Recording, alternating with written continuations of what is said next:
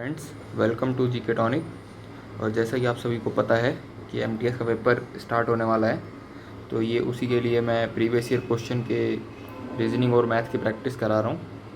तो आज के जो है ये आप देख सकते हैं कि मैं 13/8/2019 का मॉर्निंग शिफ्ट का पेपर सॉल्व करूँगा, जिसमें कि मैथ और रीजनिंग की हम सॉल्यूशन करेंगे। तो शुरू करते हैं पहले क्वेश्चन से।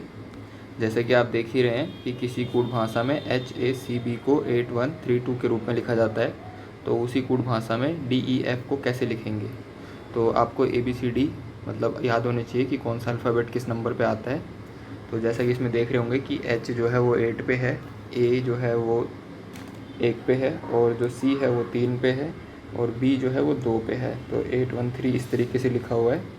तो हमें जो निकालना है वो DEF और A का निकालना है। तो D हमारा 4 हो जाएगा, 5 हो जाएगा, E 6 हो जाएगा, F और 1 हो जाएगा, यानी 4 5 6 1। आंसर नंबर 1 हो जाएगा। आगे चलते हैं क्वेश्चन नंबर 2। क्वेश्चन नंबर 2 में क्या कह रहे हैं, एक कर्मचारी BRGA और M वेतन की तुलना एक दूसरे के संबंध में दी गई है, जिसमें कि M और A और G से अधिक वेतन लेता है। यानी M जो है वो A और G से अधिक वेतन लेता है। और फिर कह रहा है कि R तथा R का वेतन 3 व्यक्तियों से कम है, मतलब R का वेतन जो है वो 3 से कम है। तो यानी 1 2 3 इससे कम हो जाएगा, R का वेतन हो जाएगा यहाँ पे। फिर कह रहा है B का वेतन सबसे कम है, यानी सबसे लास्ट में हमारा B आ जाएगा। तो पूछ रहा है दूसरा न्यूनतम वेतन किसका है। तो बचा कौन है अभी हमारा बचा कौन है, BRGAM हो गया। तो हमारा कौन बचा है, 1 2 3 4 5 पाँचों हो गए हमारे। तो इसमें देखते हैं दूसरा सबसे वेतन कम किसका है, तो वो है R का। आगे बात करते हैं क्वेश्चन नंबर 3। जैसे कि मोमबत्ती शब्द बाती से संबंधित है, उसी तरह पेन किससे संबंधित है। तो मोमबत्ती जब जलती है तो उसके अंदर बाती निकलती है, तो उसी तरीके से पेन के अंदर क्या होगी, निब होएगी। आगे बात करते हैं अगले क्वेश्चन में। कह रहा है, ये डायग्राम का क्वेश्चन है, पेन डायग्राम का, जिसमें कह रहा है कुछ कप ग्लास हैं, कुछ कप जो हैं वो जो हैं कुछ कप गिलास बताए गए हैं। और फिर कह रहे कोई भी प्लेट ना ही कप है और ना ही गिलास है, मतलब जो प्लेट है वो अलग हो गई। तो अब आगे बात करते हैं कि निष्कर्ष क्या निकलता है। तो कह रहा है कुछ कप प्लेट हैं, कुछ कप प्लेट हैं, ये नहीं हो सकता। फिर कह रहा है कुछ ग्लास प्लेटें नहीं हैं, कुछ गिलास प्लेटें नहीं हैं, प्लेटें तो कोई भी नहीं है। तो यानी ये हमारा सेकंड कंक्लूजन निकल रहा है। आगे बात करते हैं क्वेश्चन नंबर 5। क्वेश्चन नंबर 5 में क्या कह रहा है कि 6 मित्र ABCD और F एक पंक्ति में उत्तर दिशा की ओर मुँह करके खड़े हैं। ठीक है, कोई दिक्कत नहीं है, तो इस तरीके से कर लेते हैं। B F और D के ठीक बीच में है, B जो है वो D और F के बीच में है। फिर कह रहा है कि E A और C के ठीक बीच में खड़ा है, E A और C के ठीक बीच में खड़ा है। तो E A और C के ठीक बीच में है, तो यानी ये हमारा A हो गया और ये हमारा C हो गया। ठीक बीच में E है, और कह रहा है A D और F का पड़ोसी नहीं है, तो यानी A D का पड़ोसी तो वैसे भी नहीं है। फिर कह रहा है C D का पड़ोसी नहीं है, C जो है वो D का पड़ोसी नहीं, बिल्कुल ठीक है। तो आगे कह रहा है लेकिन F के बिल्कुल दाएँ हैं, जो है C D का पड़ोसी नहीं है लेकिन F के बिल्कुल दाएँ हैं, तो ये इसका दायाँ हो गया। तो ये नहीं पूछा क्या है कि C निम्नलिखित में से किसके बीच खड़ा है, तो C जो है वो E और F के बीच में खड़ा हुआ है। आगे बात करते हैं क्वेश्चन नंबर 6। क्वेश्चन नंबर 6 में क्या कह रहा है, यदि किसी कूट भाषा में रन को 202316 के रूप में लिखा जाता है, तो पेन को 18716 के रूप में लिखा जाता है, तो रैनसम को क्या लिखेंगे। जैसा कि आप देख रहे हैं कि इसमें क्या ऐड किया हुआ है, इसमें ऐड किया हुआ है जैसे कि रन होता है हमारा, R होता है 18 पे, तो +2 करके 20 लिखा हुआ है। और इसी तरीके से U होता है हमारा 21, तो ये +2 किया हुआ है 23, और N होता है हमारा 14, तो इसमें +2 करा हुआ है 16, यानी सब में +2 करे हुए हैं, तो हमें भी इसमें +2 करना पड़ेगा। यानी R हमारा क्या होता है, R हमारा जो होता है वो 18 पे होता है, तो 18 + 2 20 हो जाएगा। 1 होता है, 1 + 2 3 हो जाएगा। और इसी तरीके बात करते हैं 14 और 2 16 हो जाएंगे। S 19 और 2 होता है 21 हो जाएंगे। और आगे बात करें O 15 होता है, तो इसमें 2 जोड़ेंगे तो 17 हो जाएगा, और M 13 होता है तो ये 15 हो जाएगा। यानी 203 एक ही ऑप्शन है, बी में हमारा ऑप्शन हो गया। आगे चलते हैं, क्वेश्चन नंबर 7 में क्या कह रहा है, लेमन को NCOM लिखा है, LEMON को NCOM के रूप में कूटबद्ध किया गया है, तो MANGO को किस रूप में करेंगे। तो आप देख पा रहे होंगे कि 12 मतलब L हमारा जो है वो 12 पे है और N जो है वो 14 पे, तो 2 प्लस करा हुआ है। तो इसी तरीके से हम इसमें भी करेंगे, और यहाँ पे यानी 2 प्लस 2 माइनस फिर 2 प्लस फिर 2 माइनस, इस तरीके से किया हुआ है। 2 प्लस 2 माइनस फिर 2 प्लस और 2 माइनस, इस तरीके से किया हुआ है। तो हमें MANGO का निकालना है। तो पहले 2 प्लस करेंगे O, फिर 2 माइनस करेंगे तो Y, फिर 2 प्लस करेंगे तो 14 और 2 16 यानी P। तो OYP एक ही ऑप्शन में लास्ट ऑप्शन हमारा है। तो इसी तरीके से हम ऑप्शन की भी हेल्प ले सकते हैं। आगे चलते हैं, इसमें क्या कहा गया है कि श्रृंखला को पूरी यानी यहाँ पे क्या आएगा, तो ये 10 + 7 17 यानी 7 प्लस हुआ है, अगला नंबर 9, 7 और 9 और 7 16 यानी 26, और फिर 11 यानी 7 9 11 और 13, अब अगले 13 आएगा, 37 और 13 जो है वो 50 हो जाएंगे हमारे, जैसे कि आप देख पा रहे हैं 50 हमारा आंसर हो जाएगा। आगे चलते हैं, क्वेश्चन नंबर 9 में कहा गया है, यदि भाग को गुणा और 2 संख्याओं यानी 2 को 8 से आपस में बदल दिया जाए तो निम्नलिखित में से कौन सा समीकरण होगा। लाइक जैसे कि 4 और 2 और 8 को बदल दिया गया है, तो यानी 2 पहले आएगा और 8 लास्ट में आएगा। अब क्या कह रहा है कि भाग को गुणा से, यानी यहाँ पे भाग लग जाएगा और यहाँ पे गुणा लग जाएगा। तो इसको हम पहले क्या करते हैं, पहले हम भाग करते हैं बोर्ड मास की वजह से लेके, तो 2 2 जा 4 × में 8 यानी 16 हमारा आंसर हो जाएगा। आगे चलते हैं, क्वेश्चन नंबर 9, ये हमारा किस आकृति में, मतलब बिना घुमाए हमें किस आकृति में मिलेगा। तो आगे देखते हैं आकृति कहाँ है यहाँ पे। तो ये देख रहे होंगे आप कि ये जो है हमें बिना घुमाए इस तरीके से हमें इस आकृति में मिल रहा है। आगे बात करते हैं क्वेश्चन नंबर 11 की। क्वेश्चन नंबर 11 में क्या बोल रहा है, कथन दिया हुआ है हमें कि माना जाता है कि सामवेद 200 ईसा पूर्व के आसपास लिखा गया था। ये कथन है और ये निष्कर्ष है। उसने बोला है कि माना जाता है कि सामवेद 200 ईसा पूर्व के आसपास लिखा गया था। तो पहले में क्या कह रहा है, इतिहास में सामवेद सबसे पुरानी पुस्तकों में से एक है।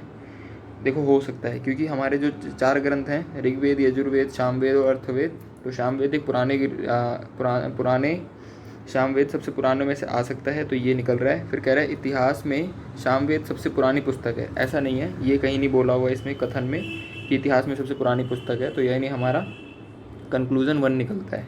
आगे चलते हैं, क्वेश्चन नंबर 12। क्वेश्चन नंबर 12 में क्या कह रहा है ये, इसमें कह रहा है कि आपस में बदल जाएं। किस तरीके से कह रहा है, ये कह रहा है निम्नलिखित समीकरण को सही से बनाने के लिए कौन सी 2 चिन्हों को आपस में बदलने चाहिए। अच्छा ठीक है, तो इसमें कहने का मतलब ये 6 5 12 4 7 = हमें 26 लेके आना है। तो हम किस मार्क को बदलें जिससे जो है ये 26 आ जाए। तो अभी देख रहे हैं आप कि यहाँ पे 26 है, कंप्लीट नंबर है, तो यानी 6 से 5 डिवाइड नहीं जाएगा, तो हम पहले एक नंबर में लगाते हैं। ऑप्शन भी वैसे दिया हुआ है यहाँ पे राइट आंसर, बट फिर भी हम सॉल्व करेंगे। तो इसको मल्टीप्लाई कर देंगे, 12 प्लस की प्लस रहेगा और मल्टीप्लाई को डिवाइड कर देंगे और माइनस को माइनस ले लेंगे। तो 4 3 जा 12 और ये हो जाएगा 6 पंचे 30, 30 जमा में 3 माइनस में 7, तो 33 माइनस 7 26 हमारा आंसर आ जाएगा। आगे चलते हैं, क्वेश्चन नंबर 13। ये आकृति दी हुई है हमें, इसको कागज़ को पहले यहाँ से यूँ मोड़ा गया है, फिर यहाँ से यूँ मोड़ा गया है, तो उसके बाद में ये इस पर मार्क हैं। तो ये अब इसको खोलने पे कैसा दिखाई देगा हमें ये बताना है इस क्वेश्चन में।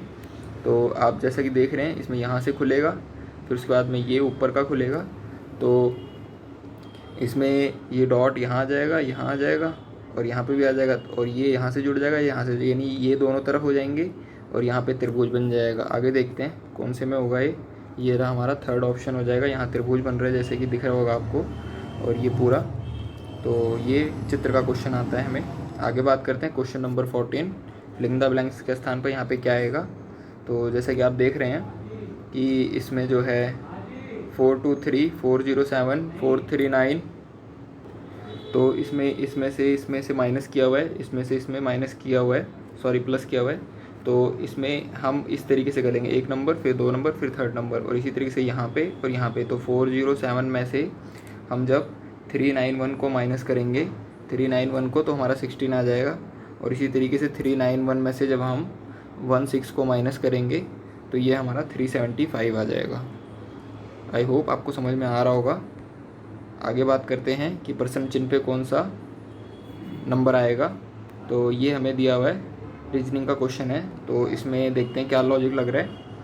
ये दिया हुआ है 6, 13, 51, तो ये लग रहा है इसमें जो है कि 6 को 13 में जोड़ा हुआ है और इसमें से 13, 6, 19, 3, 17, इसमें 3 से मल्टीप्लाई किया हुआ है, इसमें 3 से मल्टीप्लाई लगाया हुआ है और -6 किया हुआ है।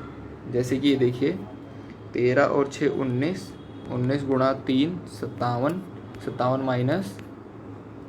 माइनस ये देखिए इसमें क्या हुआ है 13 और 6 19, इसको जोड़ दिया और फिर इसको जो है 3 से मल्टीप्लाई कर दिया तो ये हो जाएगा 57 और इसमें से -6 कर दिया तो ये हो जाएगा 51।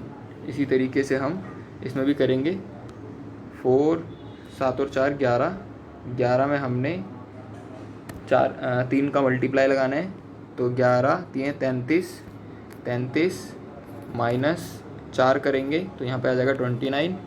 और इसी तरीके से हम 11 और 19 30, 30 को मल्टीप्लाई करेंगे 3 से तो ये हो जाएगा हमारा 90 और इसमें से हम 19 माइनस कर देंगे तो हमारा आ जाएगा 71।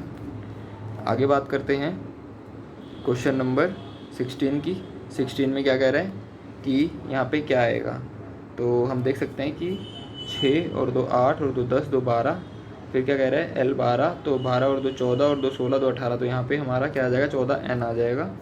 14 नंबर N का होता है। इसी तरीके से R का नंबर 18 होता है। आप अल्फ़ाबेट ज़रूर याद कर लीजिए, बहुत हेल्प करेंगे आपकी। इस क्वेश्चन में देखते हैं, इसमें इस क्वेश्चन में एक एक घट रहा है। जैसे यहाँ पे 4 है, यहाँ पे 3 है, फिर 6 है, फिर 5 है, तो यहाँ पे एक एक घटाने के लिए आएगा। मतलब K है तो उससे पहले L आएगा। L हमारा 2 में है, यानी ये दोनों ख़त्म हो गए। फिर बात करते हैं 20, तो ये है ये 12 होता है L और ये M 13 होता है, यानी यहाँ पे आएगा हमारा 20 और 21 U आएगा। तो ये हमारा फर्स्ट ऑप्शन हो जाएगा। गाइस अल्फ़ाबेट याद रखना बहुत ज़रूरी है क्योंकि आधे से ज़्यादा क्वेश्चन वहीं से सॉल्व हो जाते हैं। इसमें कह रहा है कि आकृति को कि दर्पण छवि से बहुत ज़्यादा मिलता जुलता है, तो जबकि दर्पण को दाएं की तरफ रखा गया है, मतलब यहाँ पे हमने मिरर रखा है तो किस तरीके की आकृति दिखाई देगी। तो ये आपका आगे आ जाएगा, ये निशान इस तरफ हो जाएगा और उसके बाद में ये एज इट इज़ बना रहेगा और ये इधर आ जाएगा। मेरी ड्राइंग बहुत ख़राब है, प्लीज़ ड्राइंग को ना देखें, क्वेश्चन करने पे ध्यान दें। तो ये हमारा ऑप्शन 4 हो जाएगा। जिस तरीके से हमें छवि बनानी थी। आगे बात करते हैं इसको पैटर्न को पूरा कौन सा करेगा। तो ये देखिए यहाँ से हमें ये चाहिए, मतलब ऊपर से ये L टाइप का, और फिर हमें इस तरीके से एक त्रिभुज चाहिए जो इसको पूरा करेगा। तो यानी कुछ जो है इस तरीके से होगा कि ये और इस तरीके से बनेगा। ये देखते हैं ऑप्शन में कहाँ दिया हुआ है। ये रहा ऑप्शन में दिया हुआ है, ऑप्शन नंबर 2। आगे चलते हैं क्वेश्चन नंबर 20 की तरफ। क्वेश्चन नंबर 20 पे पहुंच गए हम। ये बोल रहा है उन वर्गों के सेट का चयन करें जो व्यय आरेख को सबसे अच्छा प्रतिनिधित्व करते हैं, जैसे पानी, नदी और बांध। पानी तो कहीं भी हो सकता है, नदी और बांध से तो रोका जाता है उनको। भारत, मुंबई और दिल्ली ये नहीं हो सकता। ये बात करेंगे क्वेश्चन आंसर नंबर 4 की, जैसे एशिया, भारत और पुणे, मतलब ये एशिया हो गया, ये भारत हो गया और भारत के अंदर ये पुणे हो गया। तो ये 4th ऑप्शन हो जाएगा हमारा। Question number 21। क्वेश्चन नंबर 21 में क्या कह रहा है, फर्नीचर शब्द बढ़ई से संबंधित है। फर्नीचर जो है वो बढ़ई बनाता है। उसी तरीके से वस्त्र जो है वो कौन बनाएगा, दर्जी बनाएगा। भाई दर्जी जो है वस्त्र हमारे सिलता है। आगे बात करते हैं क्वेश्चन नंबर 22 में। 22 क्या कह रहे हैं, ये 16 पॉइंट में 272 दिया हुआ है और उसके आगे क्या आएगा ये देखते हैं। तो हमें स्क्वायर भी याद होने चाहिए और क्यूब भी याद होने चाहिए। तो 16 का स्क्वायर होता है 256 प्लस में 16 6 6 12 1 6 और 1 7 2। ठीक है, तो ये इन्होंने क्या किया हुआ है, इसमें ये किया हुआ है कि 16 का स्क्वायर लगाया हुआ है 256 और फिर 16 को ही ऐड किया हुआ है 272 हो जाएगा। तो आगे बात करते हैं कि यहाँ पे क्या आएगा। तो आपको पता है 19 का स्क्वायर होता है 361 और इसमें 19 आप जोड़ोगे तो ये हो जाएगा 0 यानी 38। इसको जोड़ोगे तो क्या हो जाएगा 380, इसका आंसर आ जाएगा। क्वेश्चन नंबर बात करते हैं 23 की। 23 में क्या कह रहा है ये, 23 में बोल रहा है कि 8 लड़के जो हैं, 8 लड़के हैं PQR एक गोलाकार मेज़ के इर्द गिर्द बैठे हैं। मतलब ये हमारी मेज हो गई 1 2 3 4 5 6 7 और 8। ये 8 लोग बैठे हैं हमारे। P और Q एक दूसरे के सामने बैठे हैं। P यहाँ बैठा है और Q यहाँ बैठा है। P और Q एक दूसरे के सामने बैठे हैं। S जो है वो P के दाएं से दूसरे स्थान पर बैठा है। S जो है वो P के दाएं से दूसरे स्थान पर बैठा है, यानी यहाँ पे बैठा है। और V जो है वो Q के दाएं से दूसरे स्थान पर बैठा है। Q से दूसरे स्थान पर यहाँ V बैठा हुआ है। आगे बात करते हैं T और W एक दूसरे के सामने बैठे हैं। तो T जो है यहाँ बिठा दिया हमने और W को यहाँ बिठा दिया। T और W एक दूसरे के सामने बैठे हुए हैं। फिर बात करता है R जो है P और B के बीच में बैठा हुआ है। R जो है P और V के बीच में R बैठा हुआ है। तो बचा कौन हमारा, U बचा। U हमने यहाँ बिठा दिया। अब क्या कह रहा है क्वेश्चन में, U और V के बीच में कितने लड़के बैठे हुए हैं। तो ये हो गया हमारा V और ये हो गया हमारा U। तो Q और T यानी 2 लोग बैठे हुए हैं। आगे चलते हैं, ये देखिए 2 लोग बैठे हुए हैं। अगला क्वेश्चन नंबर 24 में क्या कह रहा है, किसी कूट भाषा में क्लासीफाई को ये लिखा जाता है और इसको ये लिखा जाता है, तो मॉडिफाई को क्या लिखेंगे। तो ये बात करते हैं, यहाँ पे क्या लॉजिक लग रहा है। हाँ, यहाँ पे ये लॉजिक लग रहा है कि आप जो है 24 और 3 27 और यहाँ पे देखिए U और B 27, यानी इनका सम जो है 27 बन रहा है। तो हमें M के लिए M यानी 14 लेना पड़ेगा और M के लिए 14 लेंगे तो ये 2 ऑप्शन तो ख़त्म हो गए। फिर क्या 15 और 12 27 होते हैं तो L आएगा। फिर क्या है D, तो 23 यानी W आएगा यहाँ पे। तो हमारा एक ऑप्शन ही हो जाएगा। गाइस ABCD और स्क्वायर रूट और क्यूब ये बहुत ज़रूरी है याद रखना, क्योंकि ये याद रहेंगे तो आप बहुत जल्दी रीजनिंग को सॉल्व कर लोगे। आगे बात करते हैं कि यहाँ श्रृंखला को पूरी कौन सा करेगा। यहाँ पे क्या आएगा, तो जैसे कि देख रहे हैं आप कि ये कुछ इस तरीके से घूम रहा है क्लॉकवाइज। तो ये पहले यहाँ से यहाँ गया, फिर यहाँ से नीचे आ गया, तो फिर ये यहाँ से यहाँ जाएगा और ये जो है त्रिभुज ये हमारा यहाँ आ जाएगा कुछ इस तरीके से और बॉल यहाँ पहुँच जाएगी। तो देखते हैं त्रिभुज और बॉल इसमें भी है, इसमें भी है, लेकिन यहाँ पे जो है ये देखना पड़ेगा कि ये डॉट कहाँ, पहले ये यहाँ था फिर ये यहाँ आ गया, मतलब ये यहाँ से यहाँ पहुँच गया तो इसमें यहाँ पहुँच गया, तो इसमें ऊपर की तरफ होगा यहाँ पे। तो यानी हमारा कुछ बनेगा इस तरीके से, यहाँ डॉट और यहाँ त्रिभुज। देखते हैं, नहीं, ये रहा क्वेश्चन नंबर, आंसर 4 होगा हमारा।